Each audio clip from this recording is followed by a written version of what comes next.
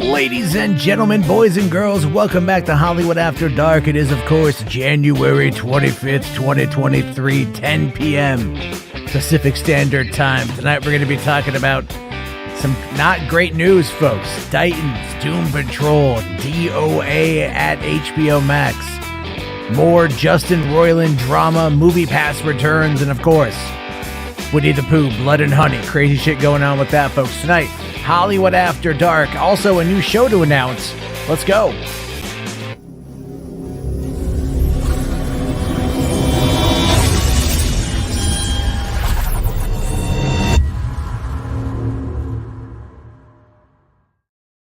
Hey, what's going on, everybody? How you guys doing? Welcome to the party. Welcome to the show. It's another day.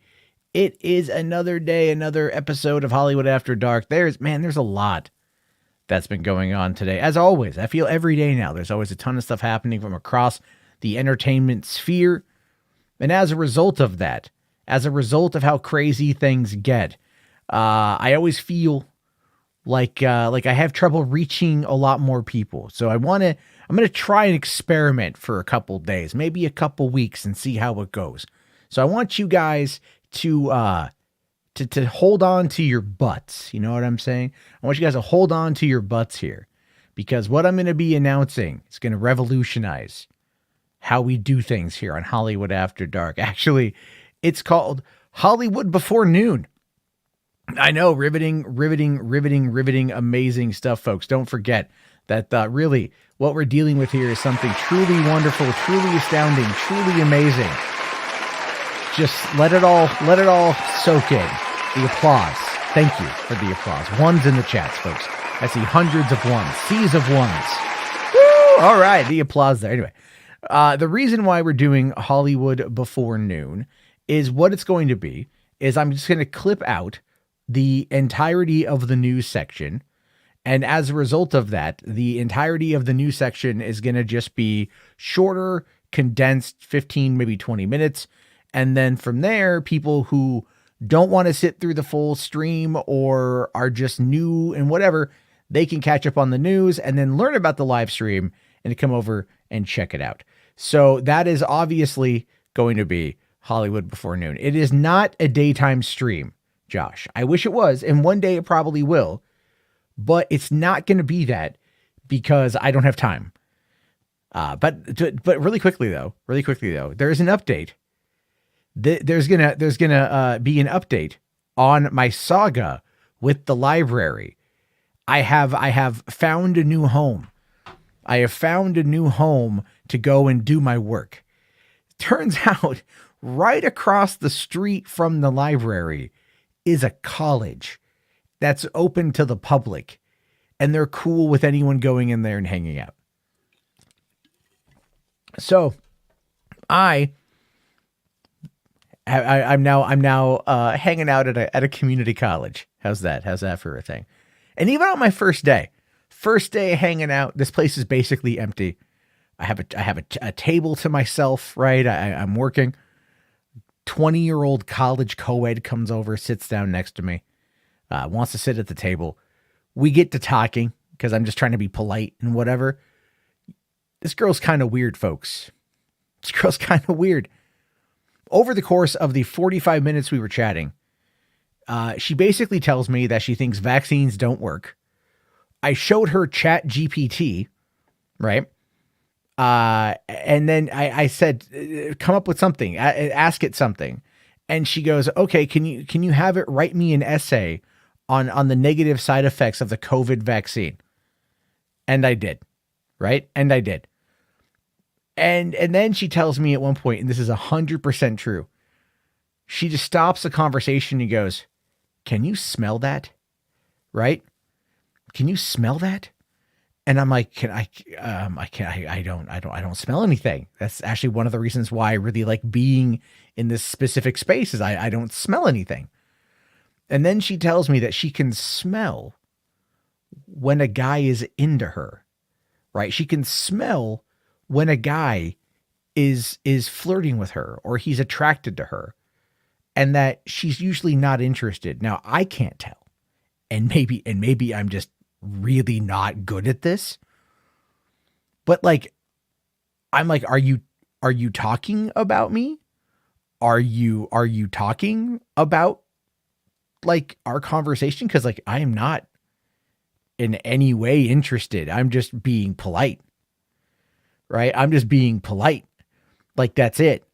Like, that's what's going on. I'm just being polite. And so I'm just like, okay. Now, thankfully, okay. Also, the girl told me she was homeschooled, right? So she's like, oh, I was homeschooled before I came to college. And I'm just like, that explains so much. Cause she actually believed that the COVID vaccine alters your mRNA. And she believed that it actually alters women's birth rates, right? And she actually asked me, she goes, oh, but do you think that it stops women? And I'm like, from having kids? No. No. She's like, do you think that it stops women? And I said, no. I flat out just said no. And she goes, well, you don't even know what I was going to ask. And I'm all like, birth rates? And she's like, oh yeah. And I'm just like, I'm like, I'm like, lady, I'm double your age. All right. Like, I'm not trying to be a dick about it. Like, I double your age. It was a very interesting conversation. She wasn't mean. She was nice. She was a nice kid. It was just, it's like, I was at college again. You know what I mean? Right? Like, you go to college, folks, you go to these schools, you hang out in these liberal bastions, and the first person I talk to is almost like a QAnon loving conspiracy theorist from the sticks, getting higher education in an extremely liberal part of the state. Brings almost a tear to my eye, folks. You can't write these kind of comedies up. And so there we go. That was my morning, but I now have a new home to work at. I have relinquished my desk at the library. The unhoused gentleman who wants to use it for his own devices now has free reign. And so while they will be waiting outside the library until 10 o'clock in the morning for them to open, I will be cozying up at a desk at a community college, getting my work done by 8:30. Oh, baby, it's good. It's great. Jarbo is going to start a frat. Yes, goddamn right I am. It's going to be called the LITC, Losers in the Corner. That's what we're going to be, folks, the LITC. That's how it goes. But all right, guys, why don't we get into the news, right? I saw, I guess there's a couple supers I want to get to here. A couple popped up real quick before we jump into the news, and then that will be the before noon stuff. Moisture says Superman and Lois is yet next. I'll talk about that when we get to the DC stuff. Garrick here for 5, thank you, says Nerderotic is upset that Arrow writers have joined the new Daredevil show. He's wondering why the writers from Netflix aren't coming back. If I recall, one of the things I saw today was that one of the writers from Arrowverse was one of the ones who wrote like the season finale of Daredevil season 3.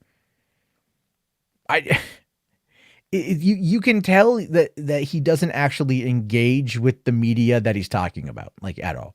That's the problem with people like him. It's so ridiculous. It's so stupid, but that of course is how they are. That is just how they are. Let's see. Matt tendered his resignation at the library. He handed his book and his card. Kinda. I'm going to miss the library, man, but the college is just, it's nicer. It's just nicer. It's quiet. So, all right. Let's talk about today's news. There's a lot going on. There's lots to get into. I have to do a little bit of shilling first, so let's dive into that. Finally, folks, it's available. If you haven't heard it yet, over on Podio Commentary, here on YouTube, or anywhere you get your podcasts.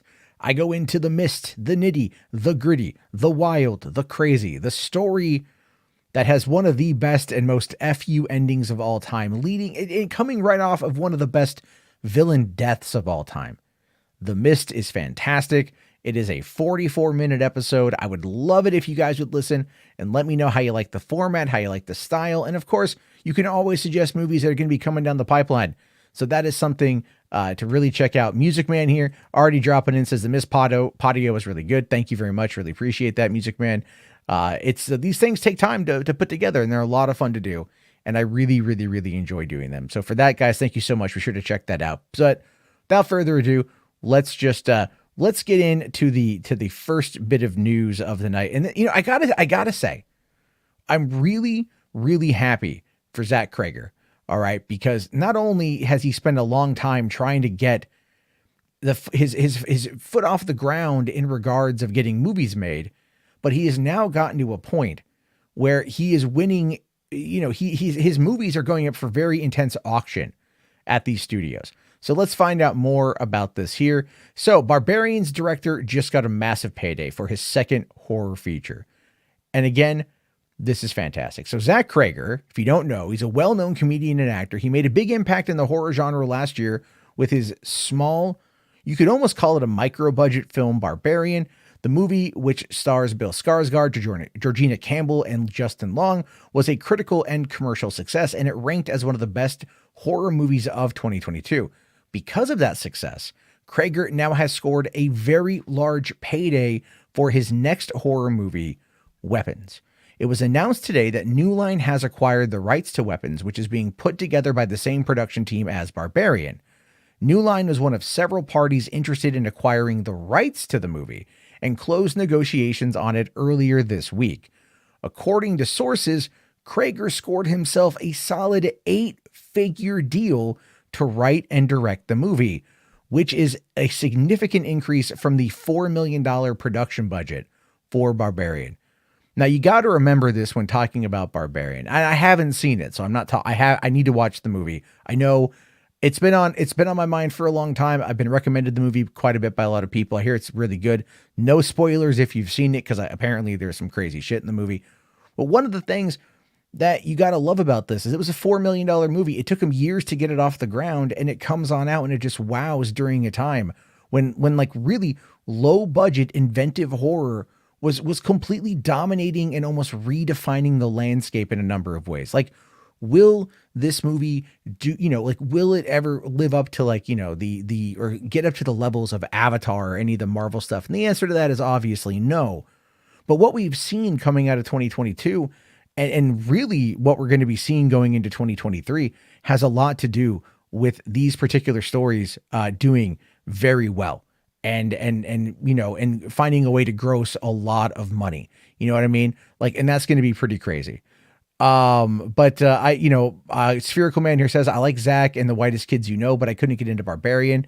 He's going to try to pick it up in, and that's maybe not for everything. But I do very much love, Zach Cregger. I love, Trevor Moore. I still get really upset when I think about Trevor Moore and the fact that he's no longer with us. That always sucks, but at least, Zach is moving on and doing some good things and I think Trevor would be really proud of him, even though at this point, my thoughts on it really mean nothing, but it gets even better for Zach. It really does. It gets even better for Zach. It was announced that as part of the deal, Cregger would have final cut pending a threshold that is met during test screenings and a controlled interest in the back-end pot, meaning that he'll have creative control over the final version of the film and will also get a share of the profits made from the movies. And if Weapons is a hit, New Line is very much ready to bring him in and basically sign him to a deal in order to keep him around as a significant horror voice and supplier. And I think they're doing this. I think, well, for one, New Line has always been good with horror. I don't know who's running New Line right now. I mean, but before that person was Walter Hamada. And before, and under Hamada with the Conjuring franchise, it became a $1 billion franchise. Hamada left running DC Films, heads over to Paramount, goes to Paramount, sets up shop as basically their horror czar, brings in the guy who discovered Smile, who was a big hit for a $20 million horror, gross $200 million worldwide. For Smile. I mean, you can tell that we're going to start seeing a whole bunch of these horror franchises. I don't want to say franchises, but maybe these horror departments popping up at these studios. And here's the thing, even though these movies will do very well, they're still, I think, not going to have as much of a cultural impact in some respects as certain things like Terrifier or the upcoming Winnie the Pooh, which we'll be talking about, the Blood and Honey movie here in a second. But really, in these particular situations, it's like you can see horror, especially like indie horror, inventive horror. I don't want to use the term elevated horror because I don't think that's really going to fly. People just want a good slasher flick. And we're kind of seeing a second golden age of horror. We're getting back into what made the 80s great. And that to me is something that's really, really, really fascinating because like in the 80s, a lot of slasher movies, we kind of got into a little bit of the metaphysical kind of stuff with some of the horror stuff. In 90s, it went back to the slasher route, did pretty good there, some sci-fi stuff. But then you had like the 2000s, which was just like, hey, everybody, why don't we head over to Japan, see what's doing well over there, and then adapt it for American audiences. Which I just was never a big fan of, to be honest with you guys. And no shade if you like those movies. I just, you know what? I still think like the American remake of The Grudge was terrible, but Gore Verbinski's The Ring was actually really, really, really good. Now, going back to weapons here, there's no specific plot details that have been revealed as of yet, but it's described as an interrelated, multi-story horror epic that is tonally in the vein of Paul Thomas Anderson's Magnolia. Production is expected to begin later this year, and it's likely that the movie will be released in 2024, barring no problems, right? Ralph's Double Tits here says, horror is back. Spherical Man here says, I think a horror renaissance is more apt. There you go. Well, I don't know if I'd want to call it a renaissance because has horror really ever gone anywhere? Really, has horror ever really gone anywhere? It's never really gone away. It's kind of gone through these specific, scenarios, like these different genres, if you will. And I'm glad that we're going back into this darker, more disturbing horror rather than the crap we got when they were just remaking everything coming out of Japan. When arguably the Japanese movies on their own, far greater, far scarier, far more amazing. And then Korea, contending with Korea on their horror stuff gets pretty crazy too. Shogun Order here says plane and now weapons. What's with these new movie names? I don't know. That maybe they just want single word, very identifiable names because you understand the concept. I think even when it comes to plane, like Gerard Butler has outright definitely defended it, but I've actually heard that the movie's pretty good. Music Man here says, some have said that it died, meaning horror, but it never did. No, horror just went to a different level. Horror went to online. Horror decided, it was like, look at Shudder. Shudder has single-handedly kept horror around and just outside of you could argue in the sense of Broadway, like the off-Broadway side of it. I don't know what we would call that. I don't know what we call that in for movies. Like outside of Hollywood, but it's kept a lot of it going. And of course, streaming has really helped out as well. Ryan here says elevated horror is a pretentious cop-out statement. Horror has always have thought-provoking horror since its inception. It's an art form that can take different avenues and alleys. He's right. Spherical Commander says, well, even Golden Age is used. It's usually used to mean the past. Yeah, I get that. It's, yeah, Shogun here says, or the movie, or even to make fun of that even a little bit further, go back to 2007's Idiocracy, where the number one movie was simply ass. And it was nothing but a butt on screen for an hour and a half, and it won 8 Academy Awards. So there's a lot of that goes on to this stuff, right? But anyway, congratulations to Zach Greger. Can't wait to see what happens with that. If you guys want to know everything, what are your thoughts on this? I definitely want to know. So let's move on here. We got more Justin Roiland news. By the way, community, I do see you there. I'll get to that here when this is over. Justin Roiland dropped from Hulu's Solar Opposites as well as Koala Man. And this is something that, look, man, nobody out there saw that this was going to be any different. All right. Nobody out there saw or thought that they weren't going to do this. Okay. So let's find out more. Hulu has dropped Justin Roiland from the animated series he co-created, Solar Opposites, and from the guest voice actor role in the animated series Koala Man. This decision comes after domestic violence charges were brought against Roiland. The charges include felony counts of domestic bribery with corporal injury and false imprisonment by menace, violence, fraud, and or deceit. The incident that led to the charges is alleged to have happened in January 2020 against an unnamed Jane Doe who was dating Roiland at the time. Roiland pled not guilty. Okay. And a trial date has not been set yet. As a result of the charges, Both Solar Opposites and Koala Man will continue without his involvement. It's not clear yet if the character he voiced in Solar Opposites will be recast or written out of the upcoming seasons. Additionally, the video game he co-founded, Swanch Games, has cut ties with them, which we did touch upon last night. Now, what was weird about this, and I've been bringing this up again and again and again, because I do feel that we have to have this particular conversation. I do feel that it's necessary to bring this point up. When it happened on January 12th, that the first report came out from Kat Tenbarge from NBC News about these charges, Hollywood, Hulu, 20th Century Television, 20th Century Animation, Adult Swim were fucking silent. They were silent, guys. For a long time, they were silent. And then all of a sudden, it's a domino thing, right? It's the domino thing.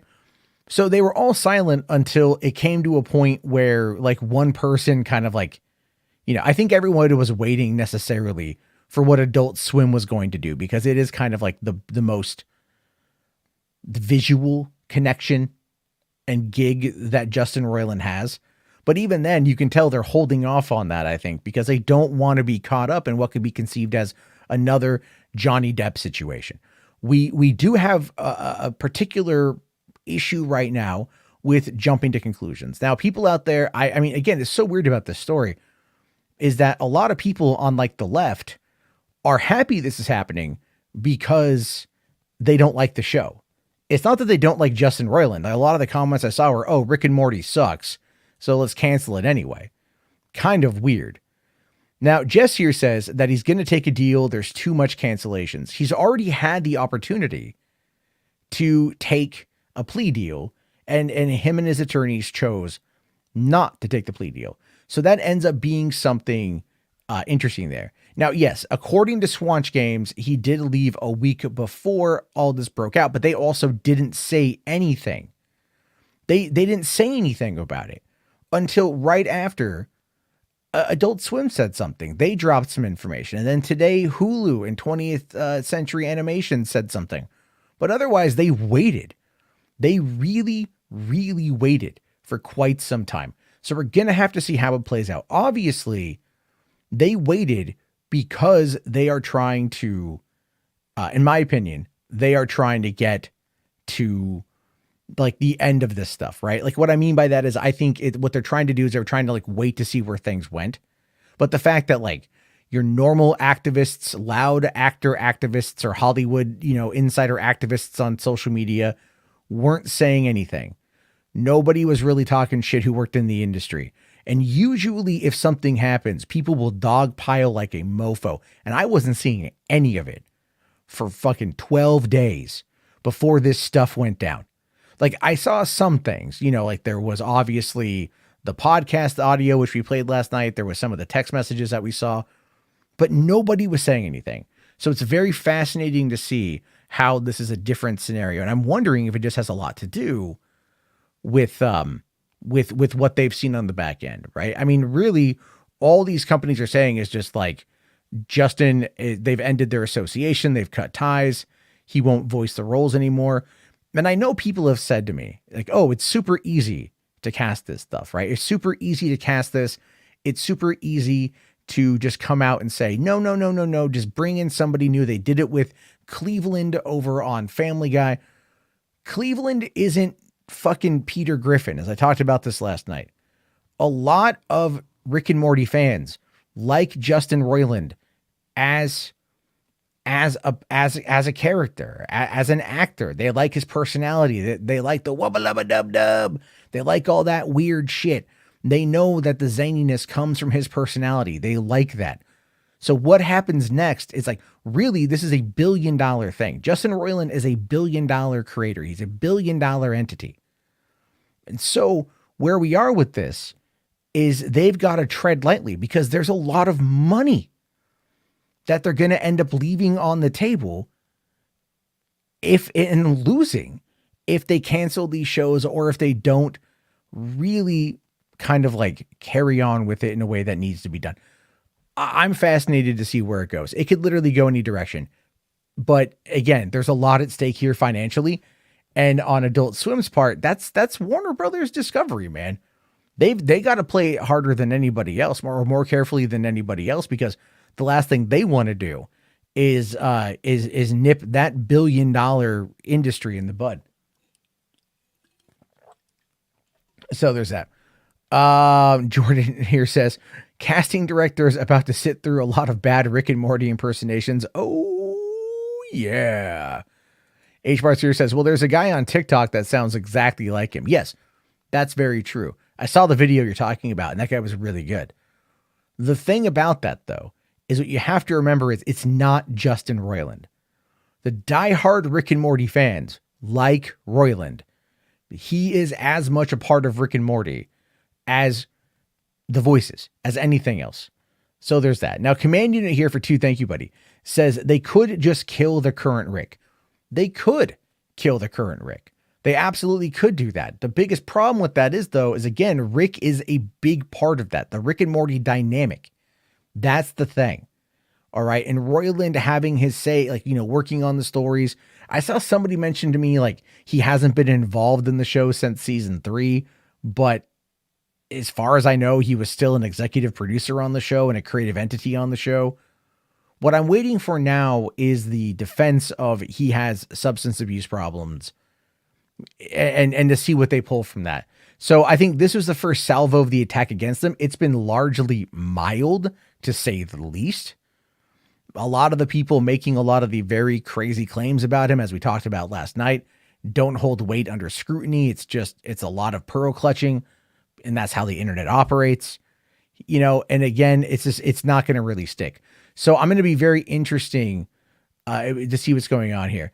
Ryan here says that Rick has died numerous times in the episode Rick Die, Rick Pete. And that's true. Static Path here says, I just don't understand how or why they're going to keep going with the show because of the money. They signed after season 3, after the show hit like this really peak pinnacle of success. They signed them to a 70 episode deal, right? They signed them to a 70 episode deal. The merchandise alone for Rick and Morty is $1 billion a year. It's $1 billion industry for just the merchandise. They do not want to mess with that. That's why I'm saying is ultimately right now, that could be like Roiland's saving grace, depending if he gets off of it. If he, pardon the pun, beats the charges, we'll definitely see here. Companion here for 2, thank you, says, Morty looking for a new Rick could be a fun plot. You know what? I absolutely agree with you. I absolutely agree with you. That could actually be a pretty fun plot. So we'll have to wait and see on that one there. It'll be very interesting to see where Hollywood goes with this, because you know what? How they respond is really going to show us what it takes for Roiland to get back into the mix, if at all. And again, I always leave it up to you. I want to hear your guys' thoughts about this because we're always going to disagree on it. And I think that's part of the fun. But anyway, let's talk about a weird thing. Let's talk about Winnie the Pooh, Blood and Honey, because this is popping up, is getting closer to coming out. So if you don't know, Fathom Events has announced that Winnie the Pooh, Blood and Honey is going to be getting a limited run theatrically for a week. Originally, they were going to do a one night only theatrical release on Wednesday, February 15th. Now, they've actually extended that deal through Monday, February 23rd, giving you a solid 8 days, right? A solid 8 days to watch this movie. Although that may not make a lot of sense. I don't know. That's what I'm reading here is February 23rd. Because this movie has generated so much interest since its announcement last year, right? Look, like, remember when the poster, the images dropped and you're like, wait, what the hell's going on? Why is Winnie and Piglet, why are they going on a murderous rampage? What the hell is going on? Well, again, the public domain availability of these characters created by A.A. Milne going into public domain is why it allowed for this to happen. And quite frankly, cool. I mean, there was the movie, The Mean One, that came out recently, and that was a parody of the Dr. Seuss How the Grinch Stole Christmas. That isn't in the public domain, but a lot of other stuff out there is. And so as things enter into the public domain, which is something that Disney has fought tooth and nail to like really destroy how many things enter into the public domain and when, because they don't want to relinquish their copyright on any of the things that they have access to. Expect that to get harder as time goes on. But when this stuff comes out and hits the public domain, people are going to take it and they're going to run with it, and they can do whatever the hell they want with it, right? It's absolutely possible to make and create new stories about Pooh, Piglet, and the other characters that came out of the 100 Acre Wood. So in this particular case, writer and director Reese Frock Waterfield decided to put the characters in a horror movie, and apparently it's disturbed some people. They don't like that. They don't want to see their favorite honey eating bear. Oh bother, right? They don't want it. They don't want that guy out there killing people, and I kind of get it, right? And so one of the producers has actually said here that the director and another producer have actually had a lot of direct emails from people telling them that they should die, telling them that they should be killed. I mean, the worst kind of stuff imaginable is what they say here. Because some of these emails have said, it's an abomination. You're ruining our childhood dreams.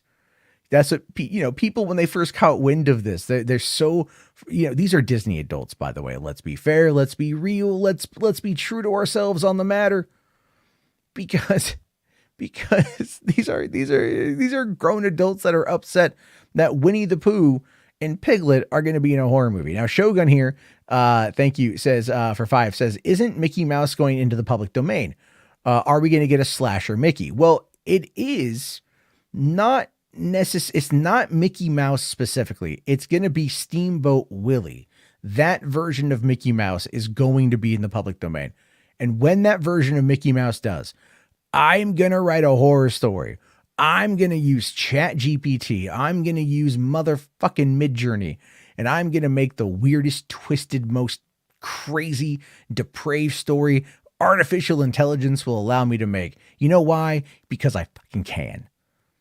Because that's what it means to be an American, folks. That's what it means to be a true patriot and supporter of free speech. Is to take these childhood beloved characters that enter into the public domain and you make them have sex. All right. You just make them have sex. I'm going to write a story where Winnie the Pooh and Steamboat Willie, they fuck. They 69 each other. They just, just cum buckets. Right. And Winnie the Pooh's case is just going to be honey. Right. But he's going to be like, oh, Minnie, I want you, or Mickey, I want your honey. Anyway, I'm going over the top here. Moisture here for $5. Thank you very much. Says, within a decade, Superman will be in the public domain. Most likely. I don't know, like elements, the original idea of Superman will probably be in there, but I'm just going to write something stupid about Steamboat Willie because I fucking can. Because I can. You know what I mean? And yeah, I know obviously we might go back to that old saying, that old line from Dr. Ian Malcolm from 1993's Jurassic Park, now a 30-year-old movie in literally 4 months. How old do you feel? I feel fucking old. People are so caught up with whether or not they could, they don't stop to ask themselves whether or not they should. I'm paraphrasing, but it's where we are. And I think this, it doesn't take away from your favorite Winnie the Pooh story. Especially, do you know the story of what Blood and Honey is? There's a story. Sounds kind of intriguing. Let's find out more. So it says here, the film follows Winnie and Piglet trying to slaughter Christopher Robin and his friends after he returns to the 100 Acre Wood. That's what it is. That's what it is. It's going to be great. It's going to be great. They have to go back to the 100 Acre Wood and they're going to hunt down and kill Christopher Robin. All right. And I'm just, and I agree with that because I've always kind of felt that Christopher Robin is just kind of a bit of a bitch. All right. Just kind of a bit of a bitch is kind of how I see that. Let's see. Simon Section also just left a channel, member, right? Free super chat. Says, a real American who hasn't seen a Rocky movie. Seeing a Rocky movie, you know what? Here's the thing with that. I'll quickly point that out. Not having seen the Rocky movies, yes, even though H. Bart's did send me the 6-pack for Blu-ray for Christmas, thank you. It doesn't make me any less American. Okay, what it really means is that I am exercising my God-given free right of an American to not watch something, to not watch it. How about that? How about them apples? Put that in your pipe and smoke it, huh? How about that, Simon? Thank you very much. Also, Mo Moon just re-signed up as a matinee member. Thank you so much, buddy. Really appreciate that. It's going to be a lot of fun. It's going to be a lot of fun. Garrick here says, Matt hasn't seen the Rocky movies, but he has seen Netflix's Marmaduke. You know what, man? Listen, we all have skeletons in our closet. Okay? We all have skeletons in our closet. But Blood and Honey, I'm going to be going to see it on February 15th. It's playing at my theater. I'm going to buy my tickets this week. I'm going to go see it. I'm very excited to go see it because I'll be seeing it. And then the next day, I think I'll be watching like Ant-Man or something. So there you have it, folks. It's going to be a fun review. I'm excited to see how it goes. So, all right, let us move on to the next story here, which is MoviePass has returned again. MoviePass is back. And I'm just saying it's back and it's once again going to disappoint us. But this is like the third time it's returned. So maybe the third time is the charm. Let's find out more here. So the revival of the movie ticket subscription service MoviePass has officially begun, with the company inviting everyone nationwide who was on the waiting list to use the beta. Why, in God's name, would you go back to this, right? This is Stockholm Syndrome. This is battered wife syndrome. People are like, yeah, I really want to see what the new MoviePass is all about. It left us disappointed and angry last time. Why are you even remotely trying to do this? But they have unveiled pricing plans for the revamped service, as well as more details about how it works. So, you know what? New leadership, new management, new company, right? New year, new you. Let's see how it goes. So the original model was unsustainable. We definitely know that. It allowed for unlimited movie viewing at just $10 a month. There was no way that was going to last, because what they originally wanted to do, if I remember correctly, is they really wanted to collect your user data so they could sell that off to make a profit. And that's just kind of what tech companies do. Let's be fair. That we already know this. If a product is free or cheap, you're the product. But now this is going to be broken down into 4 different plans when the app officially launches. You have your basic plan, standard, premium, and pro, which are $10, $20, $30, and $40. So that gives you an idea. So basic subscribers will receive 34 credits per month and are allowed roughly 1 to 3 movies. Pro subscribers will get 113 credits per month and can see as many films as they want a day. Users will pay credits to see specific movies, while with the credits required for sessions varying based on a number of factors like theater, location, time, day, and the movie itself. A Marvel movie will always cost more than a smaller indie film, for example. So this is tiered selling. And that's really fucking interesting. That is what I've been talking about for a long time. Now, listen, I know when it comes to theaters, we know that they have to maintain the prices the way that they do. All right. We know this. Now, look, Mo here says AMC A-list greater than MoviePass. Yes, I agree. Music Man here, no, and no. It's definitely looking like it, but it's interesting. It's interesting nonetheless. And that's what I'm mainly talking about here. So think about it like this.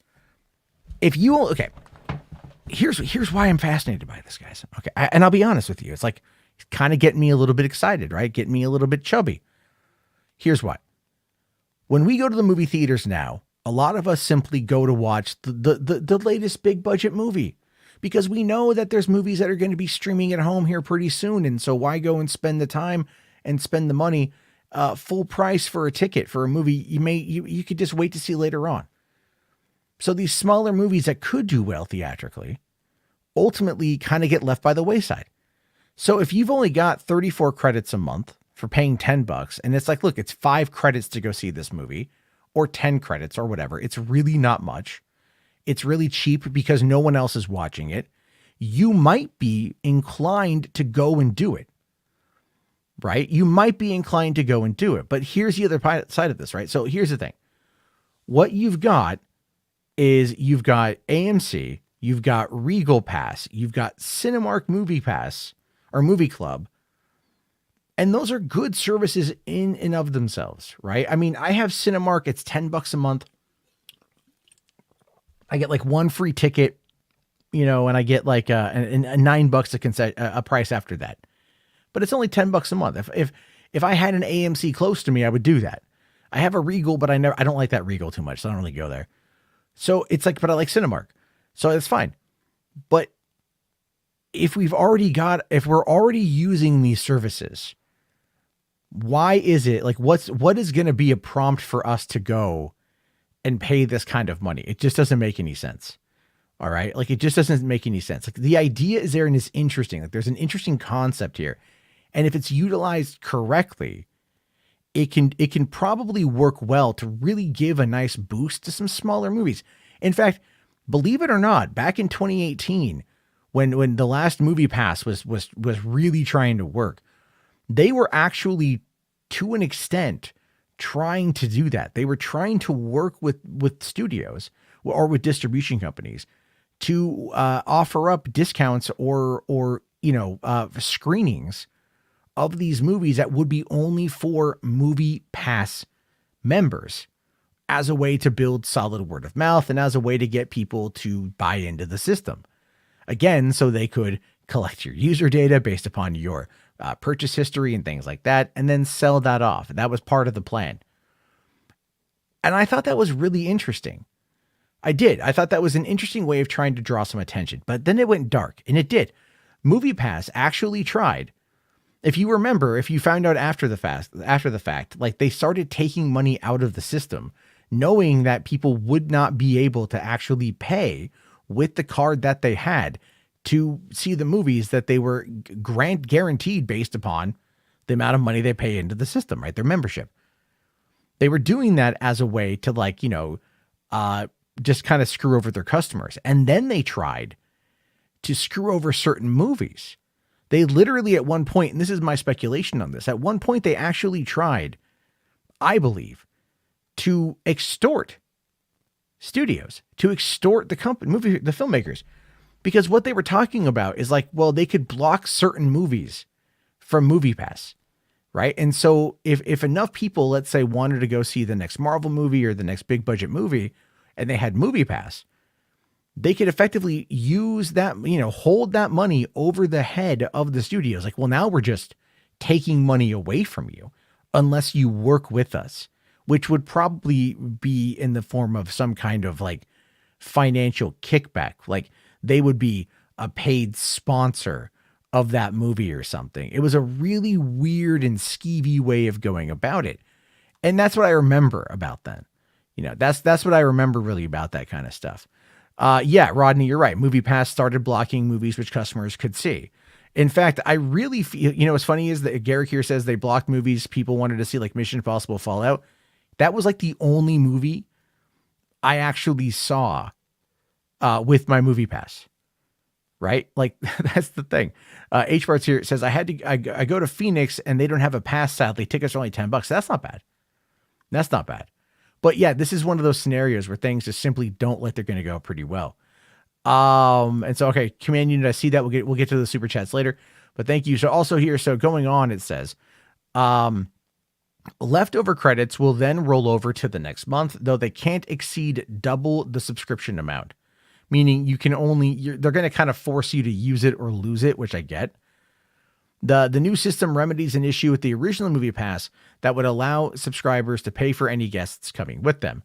There's also an ad system that allows subscribers to earn credits along the way, so long as they keep their eyes on the screen while advertisements pay. One caveat, Movie Pass subscribers can't pay for films ahead of time. So yeah, no going in there and trying to reserve seats early. Also, you can earn credits by watching ads.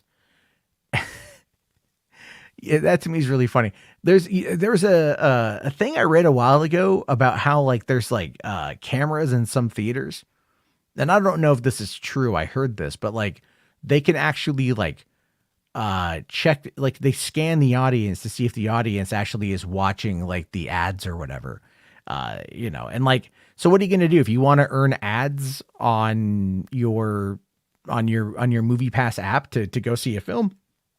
Like, You have to watch what they want you to do. Well, are they going to like scan? Is there something in the app that makes sure that you're looking at it? It's going to be a little bit on the wild side.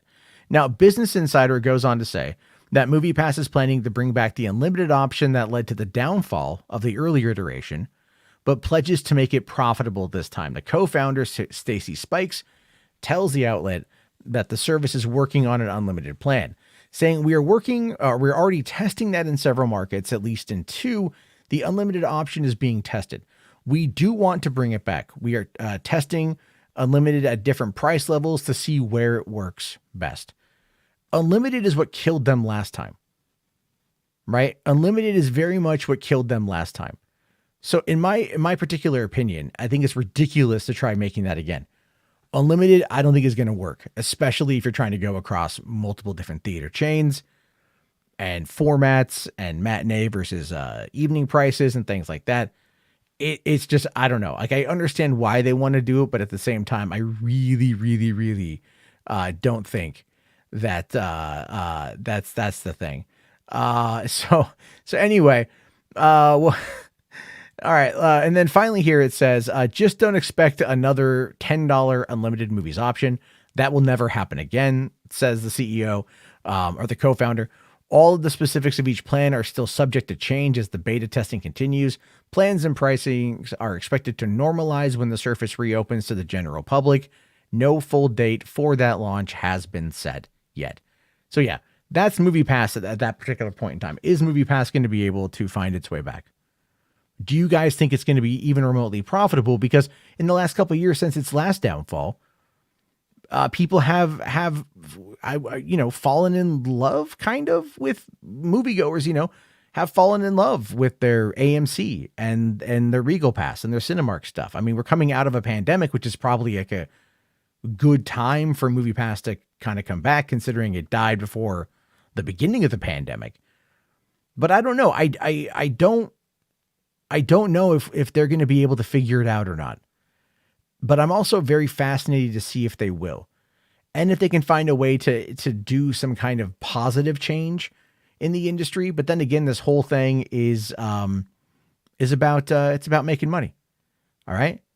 Swoozy here says, I remember when this came out and you enjoyed it, but you didn't think it was going to last even back then. Yeah, at $10 a month, dude, there's no way it was going to last. Like, there's just no way it was going to last, like, at all. Sorry, I got to get a drink. It's just like, it was like, all right, well, let's do it while they burn through all their capital. And that's basically what happened. I feel bad about that, but that is what it is. So, all right, let's get into the main story of the night, the final story of the night, folks. Let's talk about Titans and Doom Patrol being canceled after 4 seasons. I feel bad for fans of these shows because, like, I know they've wanted them to, like, live on and succeed. And it's always kind of felt like each show was just kind of limping along, given how they were both created for DC Universe, and then that got canceled, so they went to HBO Max, and then, of course, there was the buyout with Warner Brothers Discovery, and the fact that these companies don't have a lot of money, and you're like, and now you've got the new DC heads, and there's a whole new, group involved on this front. So it's kind of crazy to think about this, especially now that Brendan Fraser is probably going to end up being Best Actor of the year, right? It's probably going to end up being like, he's going to get that win, and so that's going to be a pretty crazy thing here. So let's just kind of talk about this. So the DC series Titans and Doom Patrol, which air on HBO Max, will be ending. Both shows recently finished their 6-episode season 4A runs, and the second halves of their 4 seasons will be the final episodes. Both shows were crafted to give them a proper ending. For one, let me just applaud the absolute hell out of that. And I think that's wonderful. And let me explain why. Instead of just canceling it on a cliffhanger, instead of just ending it, they are actually going to give the fans a proper conclusion. That is going to do a lot in the way of building trust between fans and HBO Max. And HBO Max had a bad last quarter of 2024 or 2022 because of everything that's going on. Not even quarter. It was like the last half of the year was really bad with all the cancellations and the write-offs and things like that. And they absolutely need a win on the PR front. And so even though these shows have varying degrees of quality, I think I haven't seen either. Titans has a lot of fans, but they were not a big fan of whatever's happening with this particular season. And Doom Patrol fans are very loyal. And I think this is going to hurt them the most, but they are getting a concrete finale. And I think that's really good. Now, only if they would bring back Batgirl. That'd be fantastic. So, both of these shows are the last live action series from the slate of the old DC universe.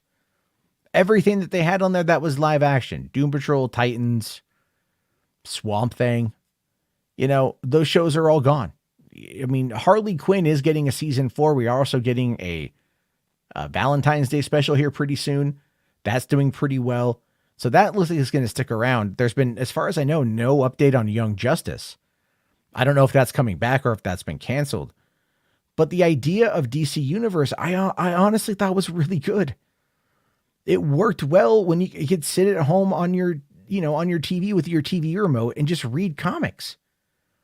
Right there, I was reading it on a 49-inch television, just laying back on the couch, it was great. But they merged with AT&T, and that just effing killed it. So there's been so much transition with that company in the last 4 or 5 years that they need to have some goodwill with the fans. And I think that this is something that's going to do that. Flash and Stargirl are both ending. That's going to end the chapter with Berlanti Productions. And that's going to, at least with that side of it, the Arrowverse is officially over here very soon. But Greg Berlanti has also re-upped with Warner Brothers Television Group under a new deal. And that's going to allow him to keep creating content like Riverdale and Sabrina and things like that. But one of the things I have seen today is that a lot of people have been really going after James Gunn and Peter Safran.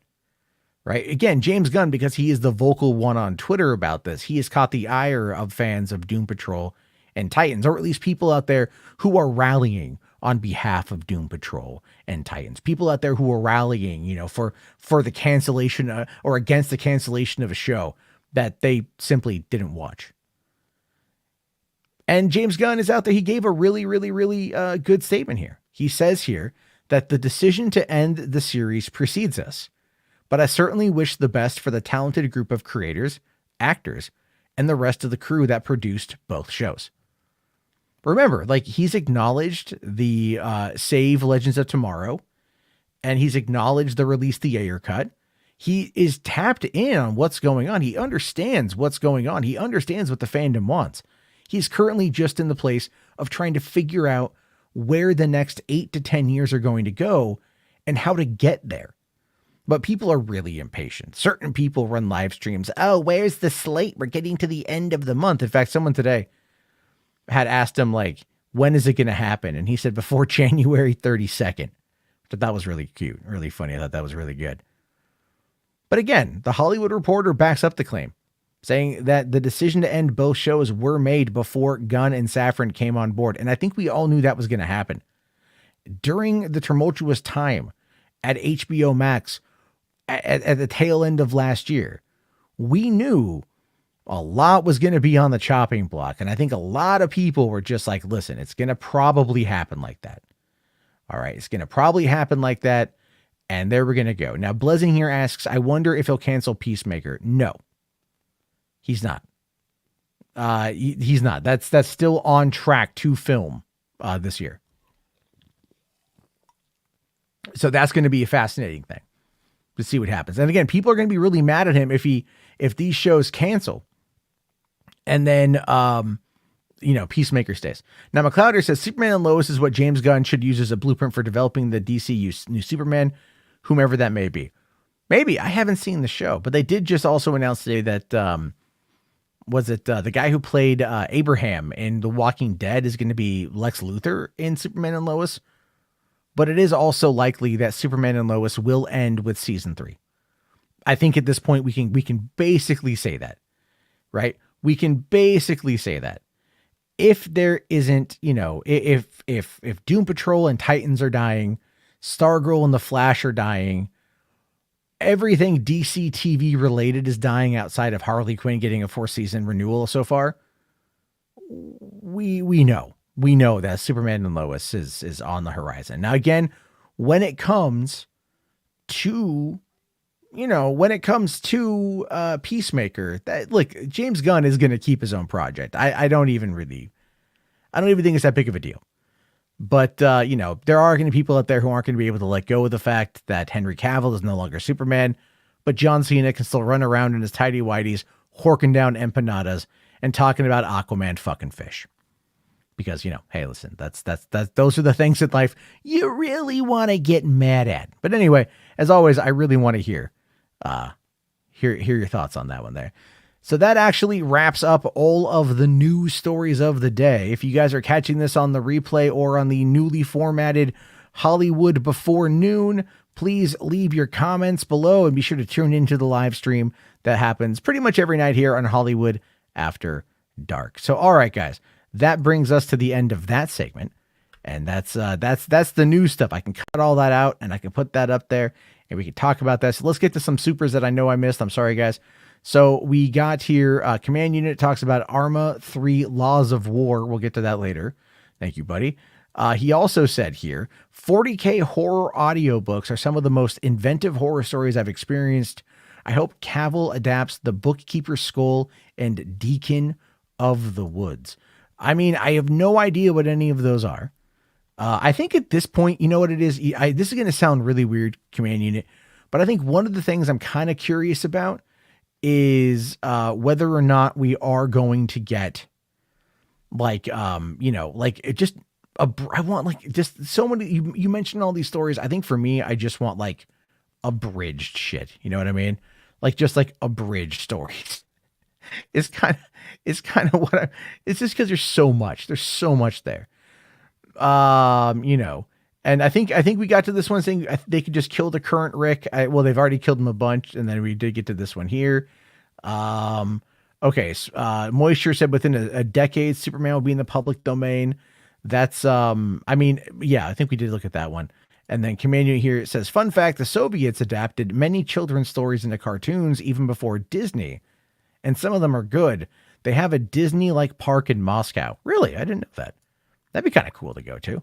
I'd like to see that, to be fair, right? I like to see that. Spherical Man here says HWAD Squad better than Hollywood Before Noon. Yes, Hollywood Before Noon is meant to be a gateway to Hollywood After Dark, Spherical Man. You have to understand that.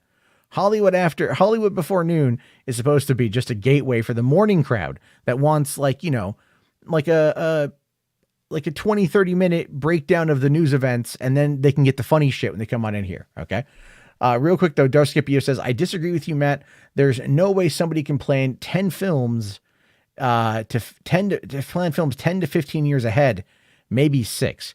Well, they're not doing 10 to 15 years. I mean, 8 to 10 is something that was said, but there's a likelihood that it's going to be less than that. They're also just, and stuff can be changed over time. But really, Kevin Feige had the Infinity Saga pretty mapped out for quite some time. Once they realized it could happen, they started mapping it out. Because it does take a lot of time to get there. So I do think they can do something with that. Moisture for 5, thank you, buddy. Says, surprise, no one's complaining about Ant-Man 3 runtime, considering how much they complained about last year about Doctor Strange 2 and Thor Love and Thunder. Doctor Strange 2 was one I complained about. I didn't really complain about Thor Love and Thunder. It could have used like an extra probably 10 minutes to flesh out some of the storylines. Ant-Man, though, again, is one of those ones that I don't think there's a lot of, how do I say this? I don't think that there is a lot necessarily of major love for Ant-Man 3 just yet. All right, just yet. So it will get there, but it's 2 hours and 6 minutes, and it really just depends on what is in the story. It is also possible that this particular runtime is something that was also predated by Bob Chapek. And now that Chapek is out and Iger's back in, the next movies that are currently in production right now may not have to adhere to that specific, structure. But the movie's already ready to go, you know. Mo Moon here says the Oscars snubbed Moonfall. I don't know if this is the original Mo Moon. We have two Mo Moons here. There's two channel Mo Moons. I do not know what's going on with that. Also, Moshe here says Supergirl ended last month. Oh, really? It already ended? I thought it was still going on. I knew it was ending. I just didn't know that it already ended. This is what happens when like you don't have cable television and you just don't care. I heard it was a good show though. So there's that. Maverick 0360. Thank you, buddy. Says Hollywood After Dark is my drug of choice. Goddamn right, dude. Get that high, baby. Get that high. No, it wasn't. Supergirl. I think you mean Stargirl. I think he means Stargirl. I don't know, man. I'll tell you this. There's like some crazy shit going on. Like I've seen a lot of crap coming out of Giant Freaking Robot recently, and I just almost like refuse to cover it on that particular front. I really do. I just like refuse to cover that shit because for me, it's just pointless. It's just pointless because a lot of it's so much bullshit. It's just so much bullshit, guys. All right. Supergirl was shit, says Music Man. It was. It was. I enjoyed the first season, but I just didn't. Yeah, I didn't care. Let's see. Rational here says Matt's baby mama is the only Supergirl he needs. That's very true. It's very true. Blessing here says I think Titans and Stargirl are having a crossover. I did hear that. That'd be a thing. So Moisture brings up an interesting point. What about Sandman and Sweet Tooth? Well, Sandman and Sweet Tooth. Okay, what you got to remember about that is Sandman is Vertigo, and Netflix licensed the deal from Warner Television a long time ago, and they had the right to do it again, so they did. Sweet Tooth was very similar. These aren't like part of like the main DC run of characters. You know what I'm saying? Like it's just they're not part of the same DC run of characters, so it's like they're not like the Trinity. And I've seen people talk today going like, oh, what they should do is they should have, like fucking, who is it? Like they should have like James Gunn's first order of business should do a Wonder Woman movie and then a Superman movie and then a Batman movie and just reestablish the Trinity. And I'm like, no, don't do that shit. Don't start with that shit. Hold on that. Hold on. Start with smaller characters and get there. Let's see. Chen's here asking, did you hear about Regal theaters going bankrupt? I did. They're closing like 32 locations nationwide. In fact, Skywalker Brian, who's here sometimes, mostly covers theme park stuff. I think like the IMAX theater he goes to is one of the ones that's getting shut down. Right? I think one of the ones he's going to is really is going to get shut down. And that sucks, man. That's why it's like, that's why the whole thing, if like you live in an area that's not a major metropolitan city and these theaters start shutting down, you're just going to go to streaming, right? You're just going to go to fucking streaming. It's really, really ridiculous, to do that. Like, but it's just, that's where they are. Like this, again, it all boils down to money. And if these smaller locations simply don't have the people to cover the theaters and shit, I don't know. Let's see. Rational for 5. Thank you, buddy. Says, Trade said that J.J. Abrams' Justice League Dark and spinoffs are still happening. Does Gunn have a say in what's the deal? I mean, those, if they predate, because they would predate this whole scenario by quite some time. So it's kind of like this. It's like Black Adam happened, right? And then after that was a deal made with the previous regime. And then James Gunn was like, no, we're not doing any more of that. So JJ does have an overall development deal with Warner Brothers for $500 million or whatever the fuck it was. And that's something that they've been developing. Now, remember, the last show that JJ had pitched was that $200 million show. I forget what it was. It sounded really interesting. And they canned it, right? They canned it. So it's just one of those things where they totally just canned it. And they, this is probably going to be what happens with that as well. Gunn may have a say in like if they want to make it work or not. I don't know. But we'll have to wait and see what their lineup is. So we got a $20 super chat here from Todd. Thank you, Todd, very much. Saying here, I was watching a video about YouTube content creators, and it said that if the content creator did karaoke during their stream, YouTube AI would be more favorable in sending your videos out to a bigger audience. Huh, that's funny. I watched videos that have actually said the opposite, saying that if an overweight 40-year-old man from Washington tries singing terribly on a YouTube live stream, YouTube will send their own Gestapo hit squad to that fat YouTuber's house and put him down like the rabid dog that he is. Weird. I mean, it's very specific, but still quite weird. But you know what, Todd, for you, buddy, I'm willing to compromise. So if you have like a Tenacious D song you would like me to belt out, that might actually do okay enough to not have me be put in the hit squad's targets. So you think about that one. Thank you.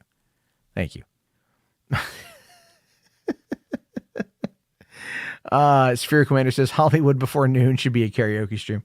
Well, look, we'll have to do one. One night. Fine. I know you guys, I know some of you are anxious for another anime red pill stream, which we might do, beginning of next month. You know, we haven't done a trailer park in a while. Those are always a lot of fun. I need to theme those up though. I need to really theme those up. So there's all that. So there we go. Yeah, I guess, I mean, I thought I heard 32 Regal cinemas. Queen Danny here says, I heard that they're closing 90. And then, let's see here. Chents here says he thought it was 42. So, I mean, we're all kind of hearing different things. Keji here says, yeah, it's just utter BS, much like the algorithm itself. Look, no one's going to kill me for singing a song, but I do get content claims pretty often on those things, which is one of the reasons why the before noon stuff is going to probably end up like, you know, like Sabia, what the BS, but the BS would be part of the joke. I gotta have a joke. I gotta be joke. Let's see here. Rational says, I want a Skinamax version of HWAD. I don't know what you mean by a Skinamax version of HWAD. I read that first of Skinamarink version of HWAD, which would be very weird, but I don't know what you mean. So you're gonna have to really dive in to that one there. But hold on here. How many theaters is Regal closing? All right, 39 theaters. They are closing 39 theaters in February, which could save the company about $22 million a year in annual, and save it about $22 million a year. So there you go. Benson here says, buy Cineworld stock again, Benson. I don't have any money for that. I have a mortgage to pay, children to feed. I really wish I could get those stocks, but I know you've been telling me about that on the side. Rational says Skinamax was the late night block on Cinemax. No, I know what Skinamax was. I know what it is. All right, like I'm just saying, I've watched a lot. I've watched Lord of the G Strings. Okay, like I'm just saying. Todd for 20, man. Thank you again. Jarbo, do you think that when the new Superman is cast, that the Snyder Army will be in protest, no matter who it is? Oh, dude, I have no doubt in my mind whatsoever that when the new Superman is cast, there is going to be an uproar on social media of biblical proportions. I'm talking cats and dogs living together. Mass hysteria is what's going to be happening. And the reason why it's going to be happening has a lot to do with just cope. It's just cope.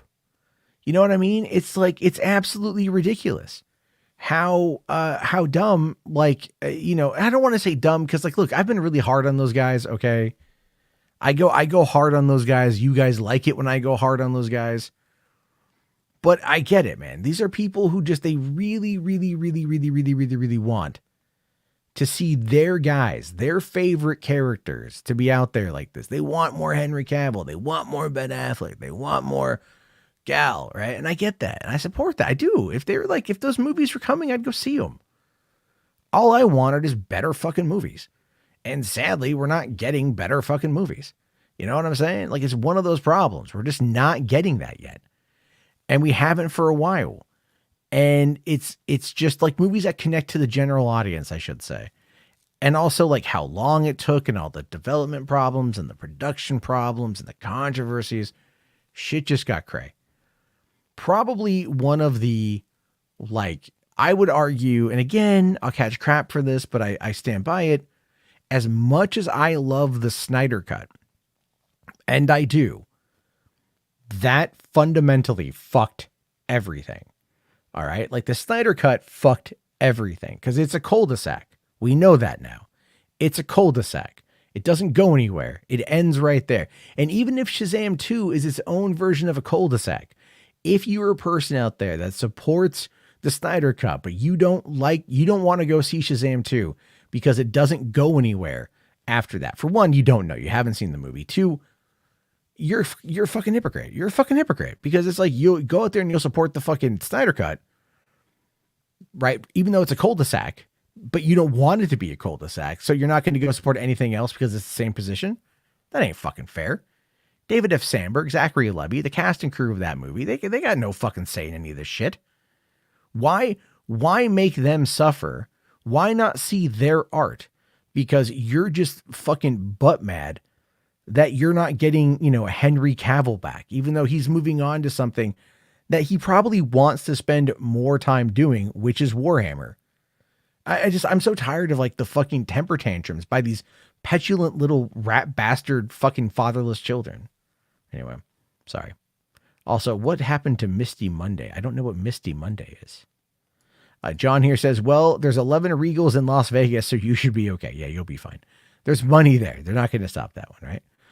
Rodney here says, no, they're closing my old Regal theater. I went to all throughout high school here in Vegas. Oh, okay. Well, yeah, that's not good. I hate when the old theaters you like get closed down. That's always shitty. Moisture for 5. Thank you, buddy. It says, do you actually think Warner Brothers will be sold again? And if so, to who? I think that it will quite frankly be, it'll be Universal seems like the best bet. All right. Like Lionsgate doesn't have the money nor the infrastructure,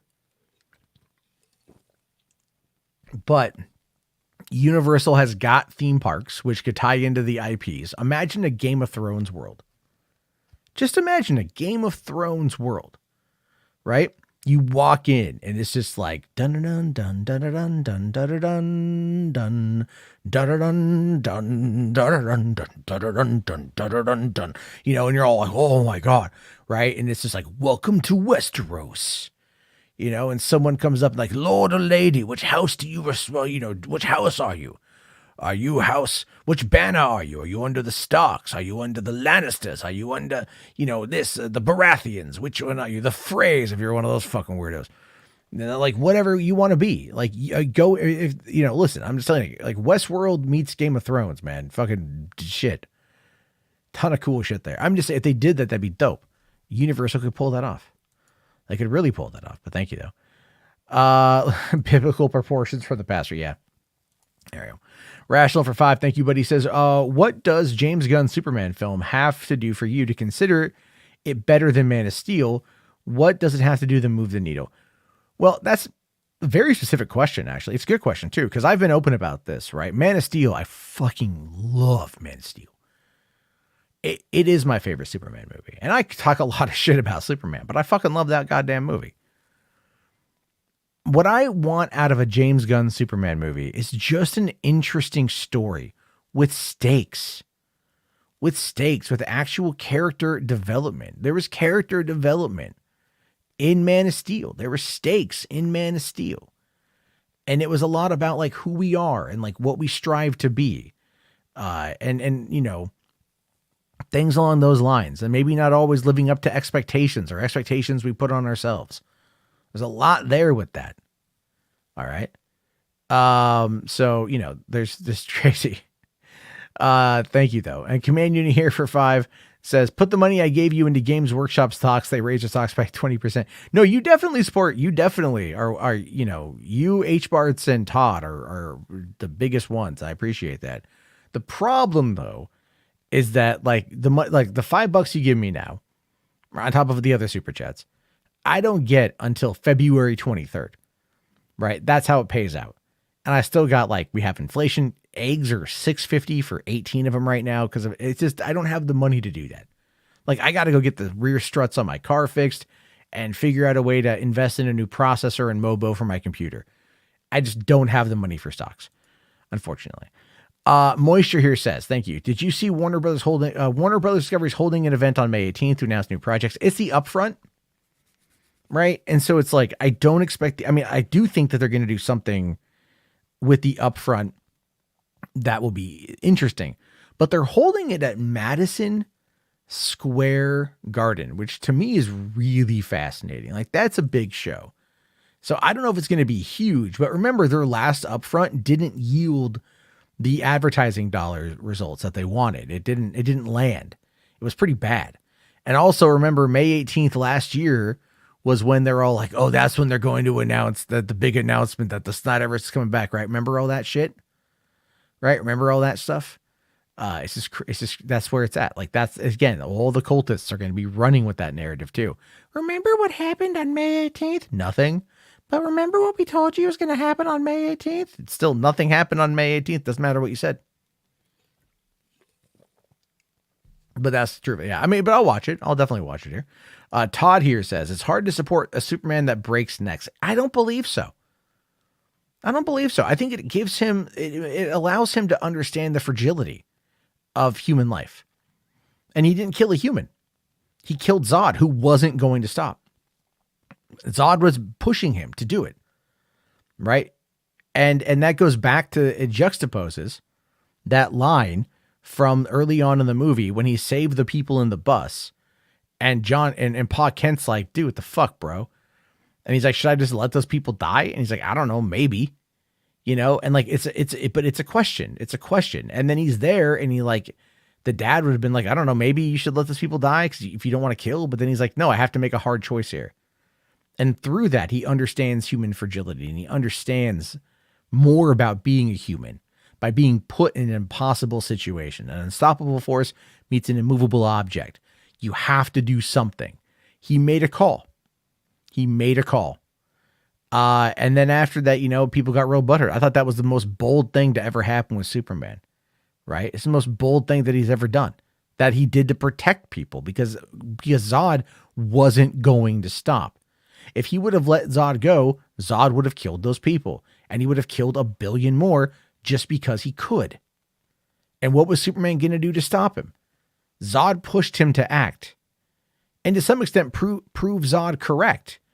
But that's why the morality of that particular action in that context is such an interesting point of discussion. Anyway, we got Rodney here for 5. Thank you. It says, hypothetically, I love tweets. I love posts that start with hypothetically. Netflix offers $600 million to license Zack Snyder's Justice League, and Netflix will co-finance the production of 2 movies. Does Warner Brothers consider taking the deal? Yes, absolutely. I would say that, right? But $600 million. That's the thing. Okay.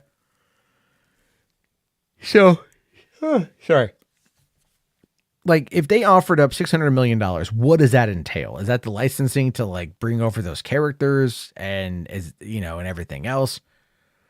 It's who would be the other co-financier? Netflix pays for everything up front. So because there's no back end earnings really. That's going to change with some of the royalties and stuff, but there's no theatrical release. So would it actually do well? I think Warner Brothers Discovery would consider taking a deal of that magnitude 100%. They could use the money, but they also have to ask themselves too, if they put up Zack Snyder's Justice League 2 and 3, those could potentially be billion-dollar movies, right? If done well, if marketed well at the right time, things like that. If those are billion-dollar movies, then what you have is a lot more, a lot more money than 600 million. So that's part of it too. And also you got to think about merchandising, and like all the toys. A lot of these movies make money off toys and stuff. So we're going to have to wait and see. I don't know. But I'd be, if they did that, if they actually came to an agreement, I'd be like, I would be very, very, very interested to see,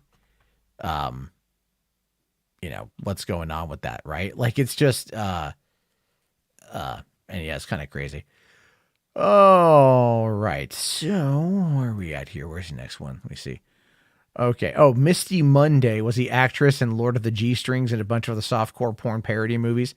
Yeah, her real name here is Erin Brown. I just looked her up. I just looked her up there, and good for her. Good for her.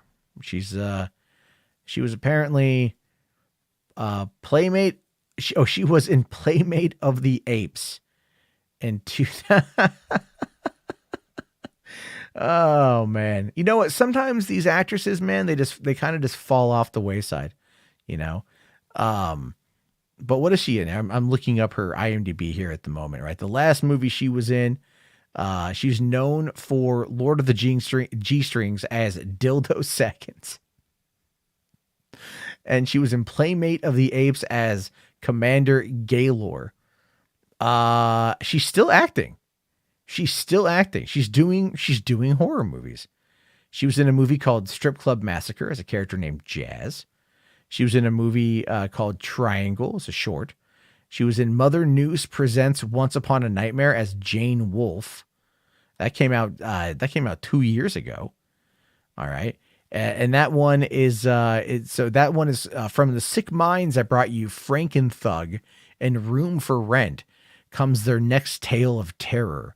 Mother Noose presents Once Upon a Nightmare, an anthology of twisted fairy tales. Join Mother Noose as she corrupts your mind with the sinister tales of Cinderella, mutilates your senses with the horrendous rendition of Hansel and Gretel, and tears your soul apart with 3 little pigs. Is there like a trailer for this? Hold on, I want to find it. I want to see if there's a trailer. There's got to be a trailer, guys. Come on. Give me something. Give me trailer. I want to see trailer. Trailer. All right. Okay. There's a review. There's reviews. Oh, come on. I just want to see. I want to see a preview. That's always kind of weird. I don't know why. Okay, wait. Is this a trailer? I believe so. Okay, hold on. I'll bring this up here. So there you go. There. He brings up a rabbit hole, and we end up going down a rabbit hole of schlocky horror and potentially X-rated material, or softcore rated material. All right. So this is Mother Noose presents Once Upon a Nightmare, a teaser. I tell you, God makes no mistakes. However, I guarantee you, my friends, those people have never laid eyes upon this godless brute. For his flesh is not skin like you or I have. Oh no. His flesh is solid wood. It gives me great pleasure to introduce Merrick, the Wooden Boy!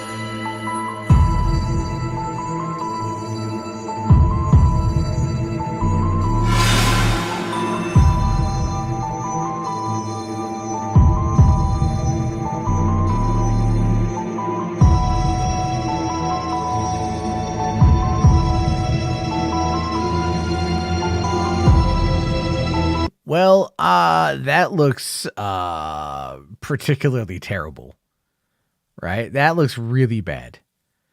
You know, that's pretty bad right there. Moisture asking, do I think Blade will be rated R since Deadpool 3 is rated R? I don't know, man. I don't know. I think they're gonna I think they should go for rated R, but we'll have to wait and see what they do. But yeah. Sorry. Okay. All right. Command unit here says I'd be proud if Cavill snapped my neck. I'm a couple minutes behind, apparently. Good. I'm glad you would be happy if Cavill snapped your neck. There you go. Let me catch up here. This is like, this doesn't even, I don't know. It's so bad. It's good. I don't even know about that. I don't even know. Ryan here says, boy, this does look cheap as hell. It does. It does actually. Like that's the thing I don't like. Look, here's the thing. You can have like this shitty ass fucking video footage, right? Like you can have this right here. For one, like the angle is not the greatest. Like there should be shots of the crowd. There should be some like, you need some movement. This is just like, I mean, this looks like I shot it. And then you cut even to this wide shot here. And again, it's just, this is a very uninspired set. It's like just super uninspired. You have one source of light. That's it. One source of light, hard cast shadows on that. You could easily put like a light behind him to illuminate the background to give him a bit of backlighting. You could put a little bit of a light above him, a halo light. You could add some candles or fairy lights to the bottom over here as a way to like just really kind of accentuate the scene a little bit. It's just, God, I don't like that, and then you got this shot here and it's just not color corrected at all. Just looks fucking terrible. And it also kind of jiggles. If you notice, look, it's just kind of like, see that right there? See that the camera's just like, it's got Parkinson's. It's really weird for some reason. And then again, you come on in here for this. It's not color corrected footage at all. And there's absolutely no ADR. There's no ADR. And that is like, that's kind of annoying to me. Like, if you're not going to do good on the audio, then don't even try. I just like, I know that's a nitpick, but audio matters. I can handle bad video. I could handle this, not an issue, if like the audio was done a bit better. And that's where I'm at with it, right? We got Moisture for 10 bones. Thank you very much, Moisture. Asking here, is it just me or does anyone else find it problematic that James Gunn is cherry picking what he wants to keep and get rid of instead of doing a full reboot? Like, just commit to it or not. Okay. In essence, to some extent, I see your point, but I'm going to disagree on the problematic side of it because he's really only keeping, like, if anything, he'd really only be keeping like Margot Robbie, and he'd be keeping, let's say, Momoa, but maybe in a different role, and then Peacemaker, and Peacemaker is his show. And it's like, look, man, here's the way I see it is like, if you were, this is a job nobody fucking wanted, right? This is a job nobody wanted. So if you're going to go do a gig that nobody wants, and you're going to be spending years upon years upon years just getting, fucking like decimated in Twitter comments and on Facebook and on Instagram, like you post an image of your cat and someone's like, fuck your cat, get back to work, bitch, and all that kind of shit. All right. Yeah. Enterprising Viola Davis is definitely sticking around 100%. And part of the issue, so again, it's like, but yeah, if they're like, look, what do you do this job that nobody else wants to do. And you get to keep your shit. Fuck it, man. Like, fuck it. You earned it at that point. You earned it.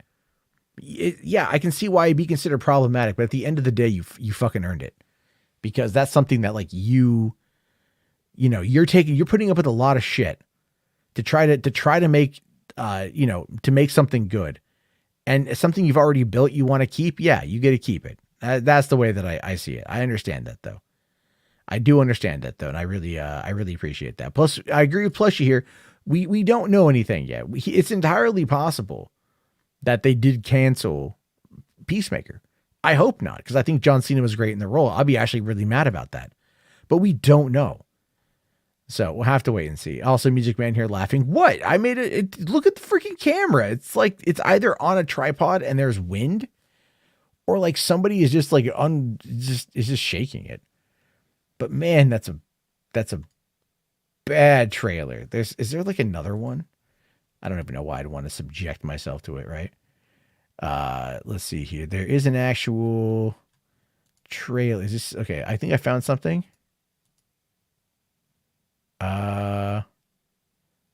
Oh yeah. Okay. All right. We got ourselves a little bit of a different trailer. This is only a minute, and then we'll probably start getting ready to wind it down because it is a school night. I got to get to bed here pretty soon, but I want to take a look at horror movie trailers. So, and of course, here comes the porn bots, right? There's always porn bots. Rational here does say people will be mad if James Gunn cancels Peacemaker. 100%. Jess, you're asking, Brendan Small can make it better. Brendan Small can do anything. All right. Anything. And if Adult Swim or like Warner Brothers Discovery Animation want to bring back anything, can we bring back home movies, please? Can we bring back home movies? Because, okay, so King of the Golden State, this is a trailer. The other one was this is a trailer. The other one was a teaser. The teaser was bad. All right, it was bad. It didn't give me any faith. All right, but maybe this one will be a little bit on the better side. All right, it's only a minute long. Let's see. Mother News presents Once Upon a Nightmare. Okay, so it's an ode to Tales from the Crypt. Oh, you gotta love that, kiddies. It's a project after my own heart, if I had one.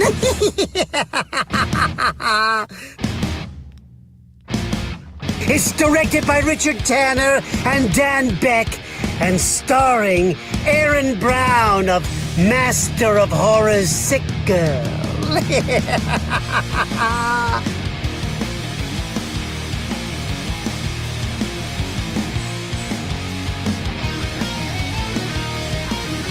Check it out, kiddies, but be careful what you ask for. You may get it.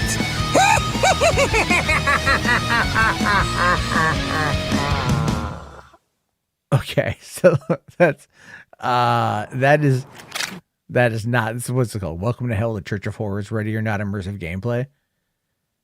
I've been watching some of these, they're actually pretty good, but we're not watching that right now. All right, so that was definitely a little bit better. Okay, that was a little bit better. Like the shot with like Mother Goose in the house was definitely color corrected from what we got a couple glimpses of that. But then it's like, yeah, it is kind of uninspired. It does seem kind of uninspired.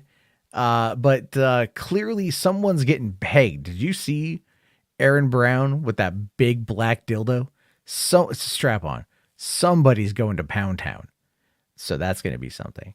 And that's all we're going to watch on that one, folks, because I don't know about you. I have no desire to spend more time with that specific thing. I mean, but look, at the same time, okay, I don't want to be too mean. Look, we appreciate art here in Hollywood After Dark, right? Good, bad, or the other. They still got it made.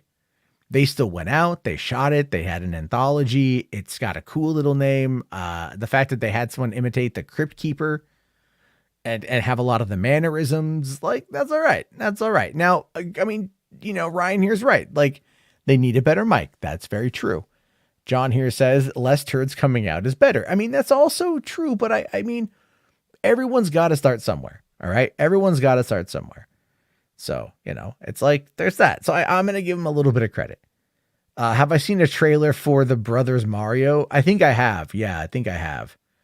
I think I've seen the Brothers Mario. That's the one. Is that the GTA parody? The Brothers Mario's the GTA parody one. Funky Foo says still looks bad, but the Crypt Keeper voiceover was nice. I agree. Made me miss the Crypt Keeper. And I even was on Twitter the other day talking about that, how the Crypt Keeper would be kind of great to see. So there's that. But yeah. I've seen it. Yeah, I saw that when it came out.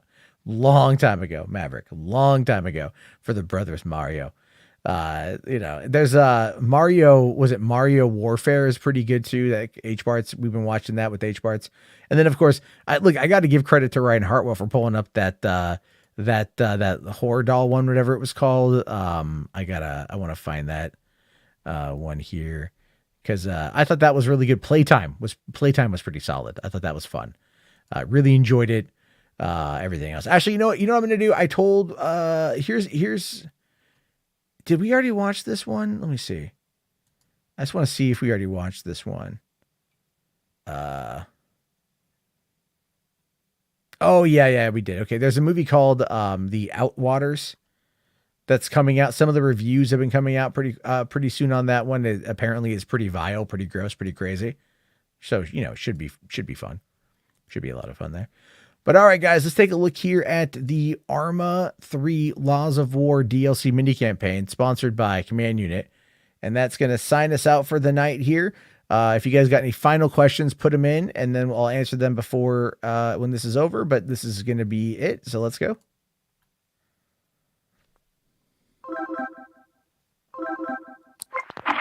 Hello, Nathan. Kate speaking. So, where'd we get cut off? You were telling me about the church. The landmine? The accident. Of course, a civilian casualty like that kind of refocused our attention here. So, what's your role there today? Part demining, part unexploded ordnance disposal. How well do you remember the town?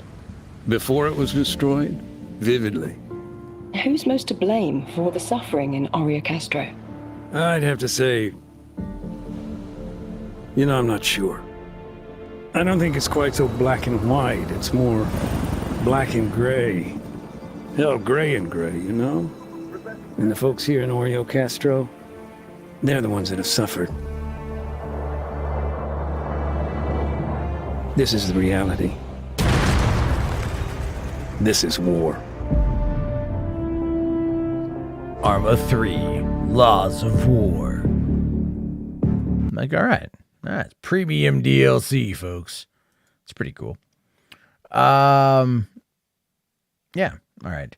Let's see. Ryan here says the thing about Playtime is that it was made by Studio ADI, which is a professional special effects company. No, it was really funny. It was good. It's kind of weird at first, like some of the animatronics, but it kind of grows on you after a while. And then like Billy's story, you're like, yeah, I can get behind that. I can resonate with what it is that Billy is trying to go for here. But hey guys, do me a solid. We got 80 of you in here, 33 likes. Can we get to 50? I think we can get to 50. 50 seems pretty good. So we'll go from there, guys. But listen, I appreciate every one of you guys coming on in tonight. As you guys come in most nights, I'm just trying to find new things like with the Hollywood Before Noon to kind of bring in some new people. To expose a little bit more, because then they can come on in and have a bit more fun. If they get the news and they want to see what the streams are all about, they can have a good time here. But as always, listen, if you guys want to really do me the solid, go over and check out Podio Commentary for The Mist. Let me know your thoughts on that. That's going to round out the month of January. Starting up next month, we got a whole new list of movies, and it's going to be a fun time. But I'll be back on tomorrow night, everybody. Have yourself a great day. Thank you again for hanging out with me. And I'll see you guys later. Have a good one and peace out.